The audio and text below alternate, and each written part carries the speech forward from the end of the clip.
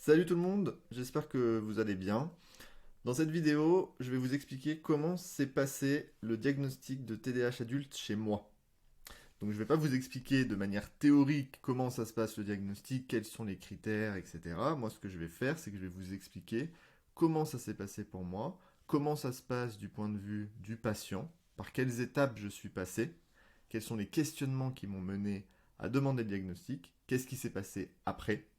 Je vais tout vous expliquer dans cette vidéo. Si vous ne me connaissez pas, moi c'est Mika. J'ai fondé une agence qui s'appelle Hyperfocus qui aide les personnes concernées par le TDAH à mieux s'organiser pour réussir leurs projets. Donc si vous êtes intéressé par ces ressources sur le TDAH, je vais vous laisser un lien dans la description de l'épisode, juste en dessous, pour que vous puissiez accéder à une page avec plein d'informations sur les diagnostics, les tests, des contacts. Vous aurez vraiment tout ce qu'il vous faut pour passer à l'action de votre côté si vous vous questionnez. Donc, on en vient au premier point qui doit vous mener au diagnostic. C'est si vous vous questionnez. D'accord? Si vous rencontrez des difficultés dans votre travail, si vous rencontrez des difficultés sociales, que vous avez déjà vu des contenus sur le TDAH qui vous font penser à vous, avec des signes, vous vous dites waouh, ça c'est moi, je pensais pas que c'était des difficultés que le TDAH pouvait décrire. C'est un premier bon signe pour se dire ok, il faut que je creuse la piste pour en avoir le cœur net. Moi, je me suis posé la question parce que je galérais dans mon travail, je procrastinais beaucoup, je remettais toute ma vie en question dès qu'il y avait quelque chose qui se passait mal. J'étais vraiment dans une phase de difficulté avec quelques addictions à côté, etc. Moi, c'était il y a 2 ans. Donc toutes ces choses-là m'ont fait me dire que oui, là, il faut que je passe à l'action, il faut que je demande de l'aide, il faut que j'en ai le cœur net sur cette histoire de TDAH, il faut que je consulte quelqu'un. Et donc l'étape 2, c'est d'aller consulter. Ok? Consulter qui? Il faut aller consulter un psychiatre.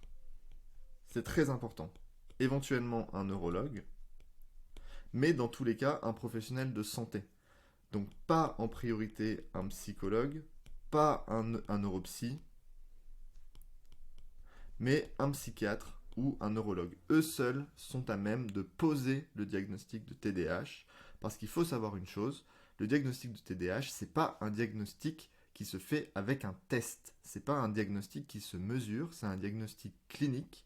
Clinique, ça veut dire que ça se fait par la discussion, par l'entretien avec le patient, par un entretien avec vous pour comprendre votre situation, vos problématiques, et c'est le psychiatre avec son habitude qu'il a de voir des personnes comme vous, qui va pouvoir poser l'hypothèse dans un premier temps et vous aiguiller vers un test pour la suite.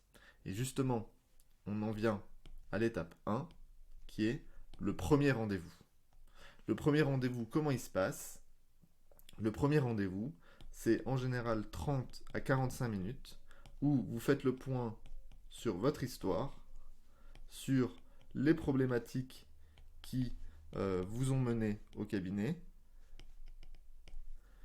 et sur ensuite les hypothèses, enfin l'hypothèse du psychiatre. C'est-à-dire que le TDAH, il peut se mélanger à d'autres problématiques psychiatriques, du style l'anxiété, du style la dépression, plein d'autres choses. Le psychiatre, sa compétence, c'est de pouvoir distinguer quels sont les symptômes que vous avez et en quoi ils sont liés à certaines problématiques. Est-ce que c'est le TDAH? Est-ce que c'est autre chose? Est-ce que c'est un mélange de plusieurs problématiques? Dans ce premier rendez-vous, le psychiatre va faire le point. Et là, il y a deux options. C'est soit on invalide l'hypothèse du TDAH et on va vers une autre piste, soit on valide l'hypothèse du TDAH et là, on passe à l'étape suivante qui est l'étape 4. En fait, là, à ce moment-là, le psychiatre, il va vous dire, ok, pour moi, il y a un TDAH, on va faire le test pour confirmer, qui s'appelle le DIVA, qui sera du coup disponible dans les ressources que je vous partage en commentaire. Donc vraiment, allez voir, pas en commentaire et en description de l'épisode, donc allez voir ça si vous voulez aller plus loin. Et il vous dira aussi d'aller prendre un rendez-vous chez un cardiologue pour faire un bilan. Pourquoi? Parce que le TDAH, on a de la chance, c'est quelque chose qui se traite très bien. Et donc, si le psychiatre pose l'hypothèse du TDAH, il va vous proposer le traitement médicamenteux une fois le diagnostic posé. Moi, le traitement médicamenteux, c'est quelque chose qui m'a énormément aidé à me refocus, à mieux gérer mes émotions, à arrêter de procrastiner, à reprendre le contrôle sur ma vie. Sauf que vu que c'est une catégorie de psychostimulants, ça a des impacts sur la tension artérielle et sur le cœur. Alors, les études montrent que la dangerosité est très très très faible, même inférieure à la caféine, mais il faut, par principe de précaution, aller voir le cardiologue. Okay, moi, le cardiologue, je suis allé le voir, et en fait, il a détecté que j'avais des extrasystoles, donc en fait des battements parasites du cœur, qui ne devraient pas être là et qui fatiguent inutilement mon cœur. Alors, on a vu qu'en fait, à terme, le fait de prendre le traitement et d'arrêter le cannabis, parce que moi j'en consommais pas mal, c'était quelque chose qui avait aidé mon cœur à se remettre en forme, plus le sport, plus l'hygiène de vie qui se remet en place, parce que oui, le traitement aide aussi à reprendre la motivation pour gérer son hygiène de vie et avoir un cadre de vie plus sain, aussi bien au niveau du sport qu'au niveau de la nourriture, au niveau des fringales, etc. C'est vraiment assez fou. Et du coup, ça a permis de faire le point, de faire le suivi et de se rendre compte de ce problème qui s'est ensuite résolu. Mais si c'était pas résolu, ben, j'aurais eu un traitement pour ça, pour éviter que quand je deviens vieux, ben, j'ai des problèmes cardiaques. Donc c'est très bien, quel que soit votre âge, de faire un bilan cardiaque. Ça fait partie du processus normal, il ne faut pas s'inquiéter.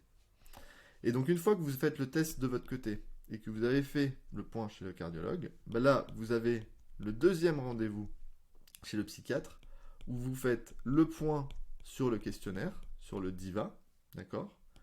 Et ensuite, un point sur la suite. C'est-à-dire que là, ce qu'il va vous proposer, c'est à la fois un suivi mensuel, d'accord? Donc se voir une fois par mois, 30 minutes ou 1 heure, pour faire le point sur comment ça avance de votre côté, comment on gère le traitement, même au niveau psychothérapeutique. Moi, le psychiatre que je vous recommande dans mes ressources, il est aussi psychothérapeute, donc il peut faire un suivi sur des problématiques plus générales. Et il va vous proposer le traitement avec un protocole sur comment le prendre, comment on fait, qu'est-ce que c'est les effets auxquels il faut s'attendre. Enfin, il va vraiment tout décrire, tout vous expliquer sur une feuille, sur une page très claire. Et il va vous donner votre ordonnance que vous pourrez aller récupérer dans une pharmacie de votre choix, sachant qu'il faut que vous disiez, quelle pharmacie vous allez voir pour récupérer votre ordonnance, parce que c'est une ordonnance sécurisée pour un produit, c'est pas du Doliprane, donc il est obligé de noter sur l'ordonnance la pharmacie à laquelle vous allez. Donc si vous hésitez, peut-être réfléchissez en amont quelle pharmacie est la plus proche de chez vous pour pouvoir le dire au psychiatre le jour J. Et ensuite vous récupérez votre traitement et vous voyez comment ça se passe, vous voyez les améliorations, vous prenez bien des notes pendant le premier mois sur ce qui se passe. Et voilà comment ça se passe au diagnostic de TDAH. Donc en résumé, c'est minimum 2 RDV chez le psychiatre, plus un RDV cardiologue, plus le DIVA à remplir chez vous entre les 2 RDV. D'accord? Donc voilà comment ça se passe, le diagnostic de TDAH. Donc vous avez en description l'accès aux ressources avec des vidéos sur le diagnostic, des ressources, le test DIVA, différents autres tests qui existent aussi pour faire le point, vous préparer en amont. Le contact d'un psychiatre qui est le mien et qui réalise des visios et des diagnostics et des suivis en visio pour que vous puissiez passer à l'action maintenant sans errer, sans vous taper des professionnels qui comprennent rien au TDAH, parce que c'est très très rare des professionnels compétents sur le sujet. Vous avez tout en description et tout en premier commentaire. Donc allez prendre ces ressources, réfléchissez de votre côté, et si vous avez envie de passer le pas, vous avez tout à disposition pour pouvoir passer à l'action. J'espère que cette vidéo vous a aidé. Laissez un like, laissez un commentaire si ça vous a plu, si vous avez des questions, je réponds à tout le monde, et je vous dis à très vite pour une prochaine vidéo. Bisous.